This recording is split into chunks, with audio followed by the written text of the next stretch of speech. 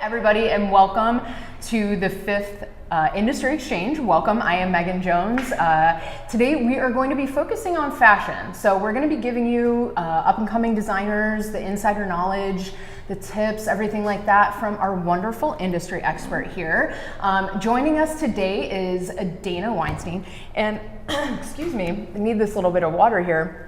And we are actually lucky enough to share a building with Dana. So she did not have to travel far for this, but she is the CEO of Vector Apparel Projects here in Los Angeles. And also you're the mind behind the LA brand, LA Relaxed, the fashion brand here, which is super comfy, like tees and dresses that you can just like slip on. It's really great for some Cali weather here. So you can check them out, vectorapparelprojects.com. You can also follow Vector Apparel Projects on Instagram. So thank you so much for being here today. Thank you for having me. Yes. I'm so excited. No, I am too, especially having been downstairs to where you guys are and seeing everything firsthand. It's really amazing. So would you mind kind of just sharing, you know, you have quite the production downstairs. So would you mind sharing a little bit about like your background, how you kind of began your career in fashion? Sure, absolutely.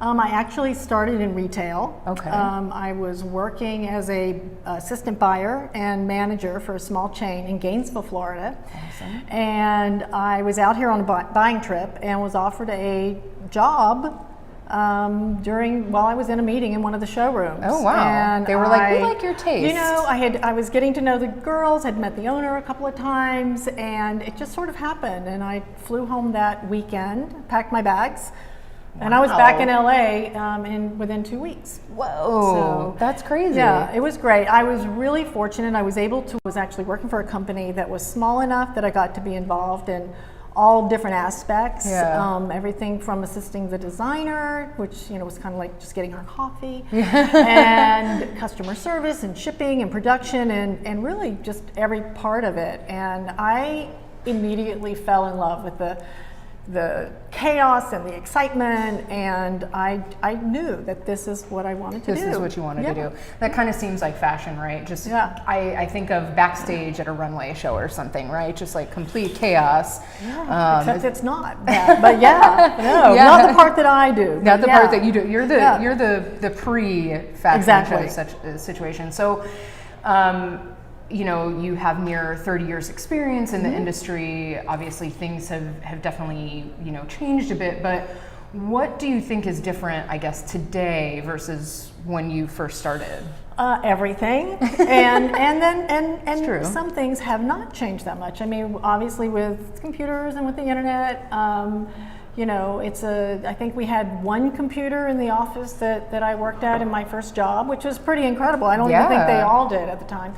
But, that has changed the way we do business, but it hasn't really changed the way garments are made. Okay. We still have to have a vision, and we still design the product, and we still make a pattern, we still make a sample, and figure out how to get the production done and take it to market. However, I think that the change is really what's about to happen, and that's with robotics and with AI. And all of the technology. Yeah, 3D art. We've actually had some designers where he had his art on display. It was actually accessories, and then he had the 3D printer setting up, and the whole entire show it was just making one ring. That he had. Incredible. It's crazy. Right. Wow. So where that's going to take us and what that's going to bring, I have no idea. I'm going to embrace it. See where that goes, right? Absolutely. Okay, so now you did mention very briefly, but you do sustainable. Yes. You do sustainable manufacturing. So explain to us, I guess, like what the difference is. This is not fast fashion. This isn't your, just kind of purchase and toss to the side like 3 weeks later after you wash it and it's falling apart. Right. But explain to some of the people what is sustainable fashion and kind of what turned you on to doing that. There's actually so many different parts to manufacturing sustainably. Okay. For me, I was always appalled at the waste from the very beginning. We're a very, very, very wasteful industry. We're either the second or third largest polluting industry in the United States, and I think next to oil. And there's so as far as the waste and the chemicals and the pesticides and that sort of thing, like that, it's always been sort of apparent to me, but not as much. I really started understanding it more when I launched my brand, LA Relaxed. Yeah. And that was just a few years ago. We launched LA Relaxed in Whole Foods. Oh, wow. And yep, it was a great opportunity for us. And that's when I really started studying and learning about fabrics and realizing that, I always thought cotton it's a natural fiber, it's biodegradable. Well, the reality of it is that cotton is one of the most toxic fabrics in the industry. The look, the feel, the touch of cotton, the fabric of our lives. Oh my God! It actually has tons of pesticides. It's terrible for the workers. It's terrible for our skin. It's terrible for the environment, which is why we only use organic cotton. Okay. And we do our very best to make sure that it's always certified. And we manufacture for several other brands. We don't only have our brand. And so we do what we can to try to encourage other brands to also do the same. Yeah. So I think that just really to answer your question, LA Relaxed is what started us down that path of learning, and now it's just part of who we are and it's what we do. But along with the fabrics and the fibers and the trims and that sort of thing is also, creating an atmosphere that is ethical and working. It's one of the reasons that I only manufacture in the U.S. I did import manufacturing for many, many, many years. And when we started Vector 7 years ago, we decided we're going to do it all here in the U.S. So we try to work with like-minded vendors. We make sure that all the contractors that we work with are paying their employees. Right. I was just going to say, like, labor laws, things like that, where workers are actually like being paid a fair wage. They're getting breaks. They're not. Yeah. Okay. Exactly. So it's just kind of everything. Yeah. It's not only the actual like fabric that the clothes is made of, but how it's made. Is there even anything as far as like how much energy is used to like make the clothes? All of that. I mean, there are dye houses, and there aren't too many, but there are dye houses in LA that have solar rooftops and are using less water. And I mean, I think more and more as people become more aware, and the demand is that the companies that are actually producing the fabric, dyeing the fabric, printing the fabric, they're all going to have to make a better effort to be as sustainable as possible. Yeah, and kind of ethically sourced. And is that just something, so sustainable manufacturing, that's just like a keyword, something we can look for to like try and like, now you've kind of, I wasn't aware about like the cotton versus like the organic cotton. So I definitely want to try to be more mindful. So I guess I'm just going to have to look up sustainable brands and see. And that is one way. And then also, I think that there will be more and more education about the fabrics themselves. Yeah. And, there's an amazing fiber that's produced by Lenzing, and they're out of Austria, and all of the fibers are made from beechwood pulp and eucalyptus plants, and they actually produce the yarn very sustainably. And it's a brand called Modal and Tencel. You can look for those. Yeah. And so we use a lot of Tencel organic cotton blends. Okay. And so the companies that we're working here, the mills that we're working with in Los Angeles, are actually creating these fabrics from different yarns. Okay. So the communication has really been opened up to talk to the mills and say, what can we do? What other fabrics can we bring in? And how can we produce hemp and bamboo a little more sustainably? Because even though they're sustainable fabrics, the production to turn them into fabric isn't always. That's right. That's something, right? So that's another layer added to it. So yeah, that's definitely something that's changed for you, right? I mean, just the way things are being produced, mass produced, etc. Trying to kind of turn that on its head. Well, that's really awesome. Yeah. So for those of you just joining us, we are speaking with Dana here, and we're learning from her near 30 years of experience in the apparel industry. If you guys want to share this or have any questions, make sure you hashtag Industry Exchange or you hashtag Raw Artists. We'll look for those questions and ask Dana about those in just a little bit. But I want to talk a little bit about Vector Apparel Projects, and that's something that is really cool to me, and also I think a lot of our artists and our team here. So that company provides a comprehensive consulting service. So you guys are working with emerging designers. Yes. They're looking to develop, they're looking to manufacture, kind of all those facets of their own products. So what inspired you to start this venture? You were, so many years in the business, you have your own brand. What came about for that?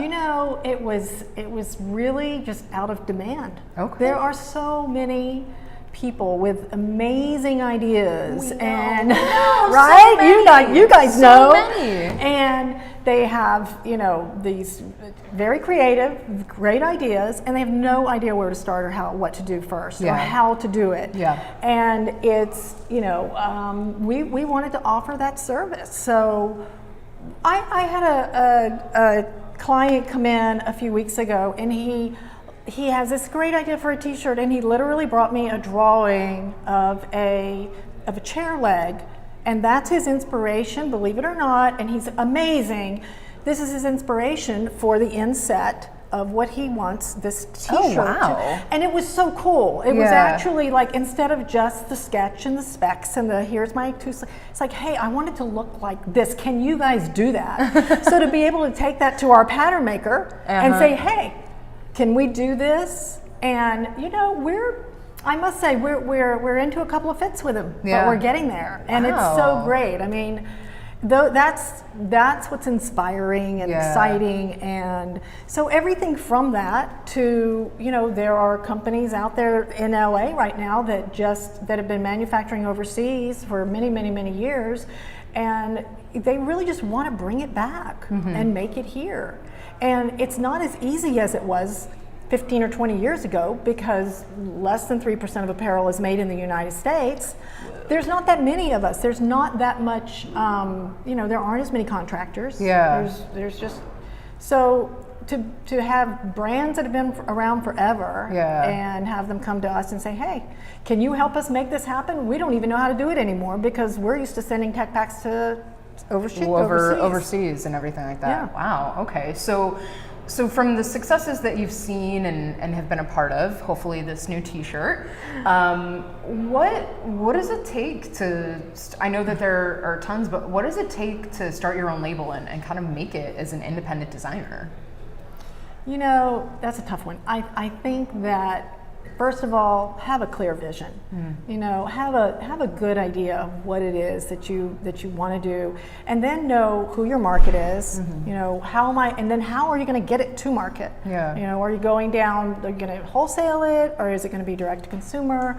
Like, who's your target market? How are you going to get there? And how are you going to pay for it? Money. You've got to think about that part. Yeah. I mean, I would really recommend that any emerging designers, anybody just out of school, or even just somebody that has a cool idea for a t-shirt or whatever it is, if it's possible, especially if you're an emerging designer, to actually work for a company for a year or two to get an idea of what it actually takes. The steps. Kind of like something similar to kind of how you got in, kind of starting from the ground up and learning all the ins and outs. I mean, that's definitely ideal and super important. So some of the boxes that designers might need to check before getting to that point. You mentioned, having a clear vision, kind of mapping it out. Is it best to, come to a one-stop shop? I mean, you seem to take care of all those facets, or do you recommend starting on one section of the design first before moving on? How does that, how can it work? It really depends. I always like to have a clear idea of what the client is looking for, what their end goal is with the project. It helps tremendously rather than just a sketch with some specs on it. Yeah. And I mean, we'll do that too. You want to just get a sample made and start that way and see if you like it, and then figure it out. You don't have to have it all figured out. Right. But I do prefer knowing all of it from as much as I can from the beginning. I have so many clients, I'm sure other manufacturers would say the same thing, that are full package, full service manufacturers like we are, that they have clients come in and say, I have been going from contractor to sewing contractor to pattern maker to marking and grading to all the different parts that are involved. Okay. I have spent a ton of money and I'm nowhere. Right. I have all this stuff. I have all these but no patterns. final product. I don't know what to do next. I don't know how to do this. Yeah. So we won't let that happen. Okay. We can assure you of that. If you come to us, we're not going to, and I think that's one of the key things, is don't just go out and look for a pattern maker. If you do that, that's okay, but have the plan for where you're going to take that pattern. What's going to happen after that point. Exactly. So we had been discussing, as one does before they're live on Instagram,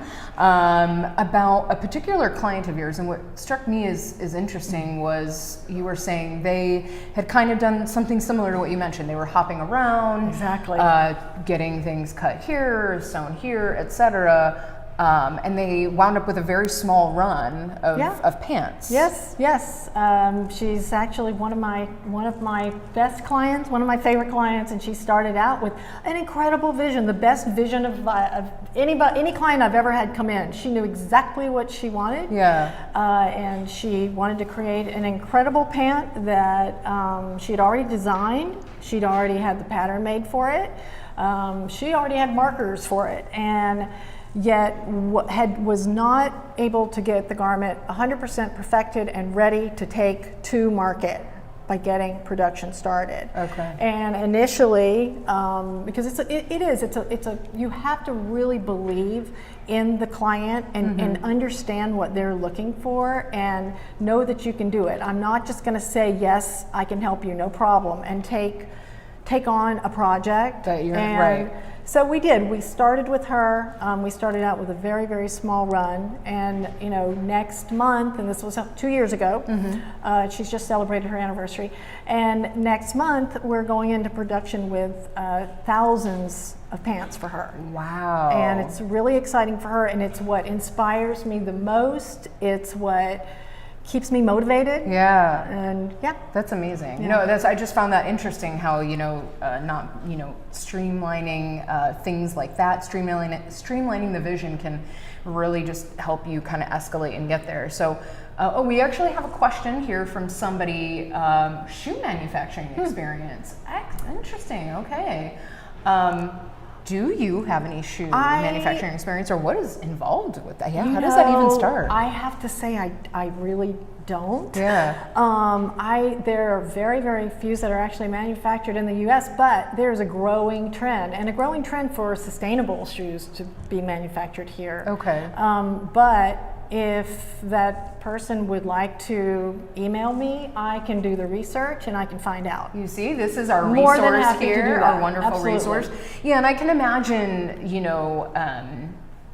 resources online might be, kind of slim and ever changing. So it's just kind of best to, Google is our friend. I will tell you that. And it kind of also depends on, I suppose, right? What are you actually legitimately looking to, have this whole line from start to finish manufactured, or are you just, looking to have kind of like one-off pieces that, aren't going to be in multiple forms. So, so anything that you wish, I guess, when having this vision presented to you, is there anything that you wish designers would do differently when kind of working with that? I have to say that if a let's just call it a client first, okay? Because oftentimes it's the idea, it's the vision. They come to you with that first, all right? So if that's what you mean, before they come to us. So the first thing is that unless you have some technical ability, you're able to actually sketch and do your own specs and lay it all out, rather than trying to do that and if you're not skilled at it, it's better just bring in a couple of garments and use those as blocks and say, hey, not to copy them, but just to say, this is the general fit, this is the idea, or this is the fabric that I love, can you help me source this fabric? Okay. So yeah, you're not even, so that's great. I love that, actual tangible things. You don't even necessarily have to have it sketched. Bring in maybe colors that inspire you or other cuts or things like that. It doesn't necessarily need to be their thing, but all these other different textures and things to kind of inspire your vision. Okay, I like that. I really do. So where do you see kind of the industry headed? How can beginners, we talked about tech and wearable art and all these crazy things, but where can they begin to align themselves, with the way things are going? I think they have to just start. They have to just start. As far as it just depends. If you're going to go down that road of, like you said, of wearable art and that sort of thing, that's a whole, I wouldn't be able to probably help as much in that area. But if it's just, again, I hate to keep bringing up the vision, but that's what it's about with me. Like bring your vision to the table and let us help you create it and put it on, start out by putting it on paper and then taking it from there. I think that if you can align yourself with, whether it's, with the bloggers, with other influencers, all sort of, with, that's, if you can have that already established before you actually spend the money to produce your garments, that's awesome. I think that's... And I guess, that's more so, what I'm thinking is, a lot of artists, designers, and things like that I've worked with, they only whatever they have on their models coming down the runway, that's what they have as far as their line is concerned. Or maybe they might have had 2 of each piece or 3 of each piece. It's very minimal. They're not at the manufacturing point yet. They're just those, I've created this small kind of thing just to have that. Yeah, there is that difference of where do you want to go from here? And that's just knowing whether or not do you plan to take it wholesale? Or are you going to go direct to consumer? And if you are going down the wholesale route and you planning on shipping to department stores or specialty stores and then you need to know, like, where are these salespeople going to come from? Am I going to be able to get to the trade shows? How many duplicate samples do I need to make? What is that going to cost? Do I have enough sample yardage? And then, with direct to consumer, there's a whole nother set of, again, with the marketing and making sure that you know how you're going to get it to market. I think that I don't want to call it a mistake, but I think it's what a lot of designers do is they have the idea, they come up with they even might get their samples made, like you said, and then it's like, okay, now what? So I'm thinking, like, while you're talking to me about this, I'm thinking about a particular designer friend of mine. How long, he has a t-shirt line, he does the designs, etc. He does little shows, kind of around, like, I guess the trade shows type situation. But how long, I was just wondering, I haven't even asked him, how long does it take to get, like, let's say, clothes manufactured? Like, if he had if he's just doing like a run of like 100 of this one particular shirt, is that, how long does that take? Is it cheaper getting 100 done versus 1,000 or no? Well, probably the more you do, the cheaper it is. It's not right? cheaper. Again, it's going to depend. It's going to depend on the fabric, on how long it takes to make the fabric. Are we buying stock fabric because we're only making 100 pieces? Okay. How are we going to meet the minimums of the fabric? So if we're gonna actually knit the fabric in LA, there might be a 800 to 1200 yard minimum.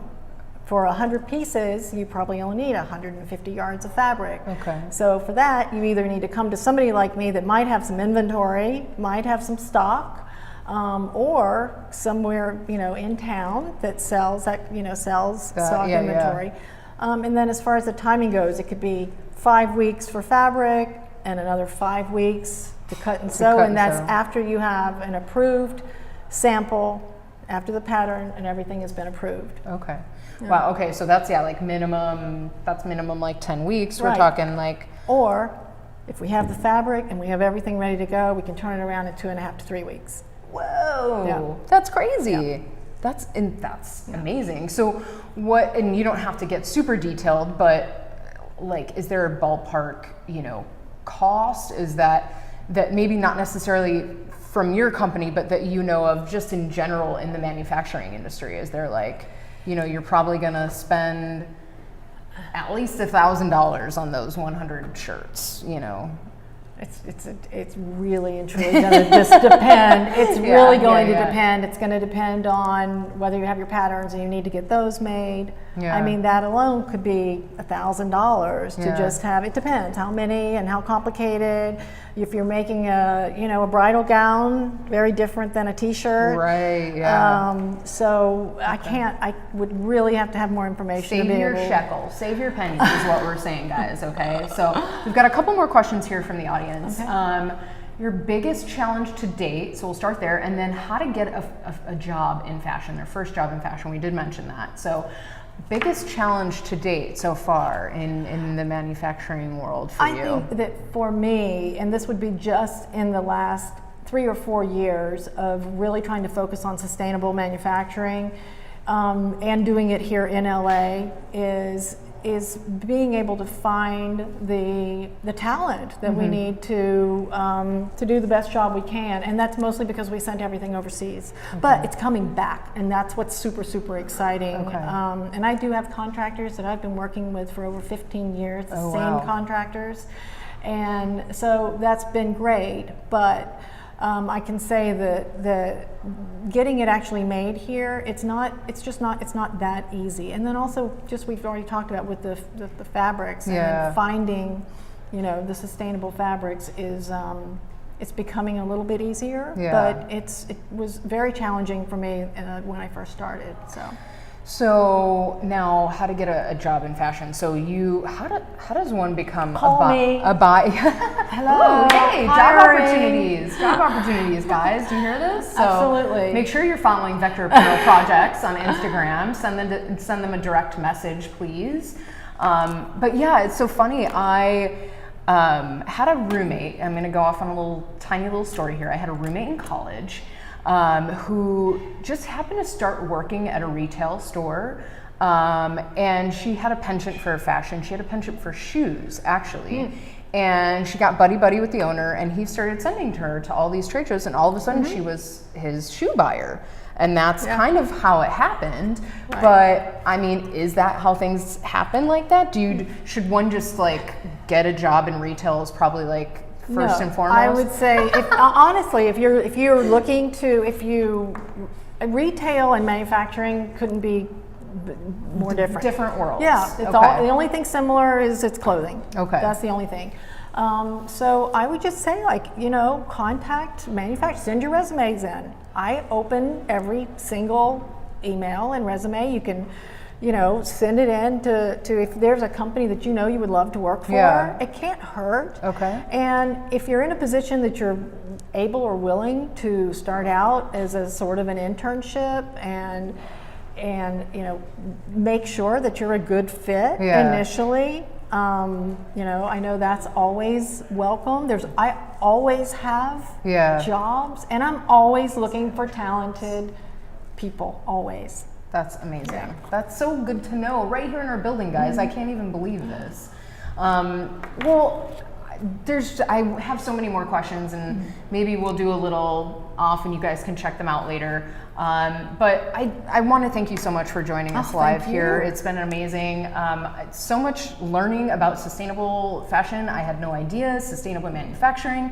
There's a lot that goes into that. And yeah, you heard it here. Get a job in manufacturing, not in retail. I think that'll probably be.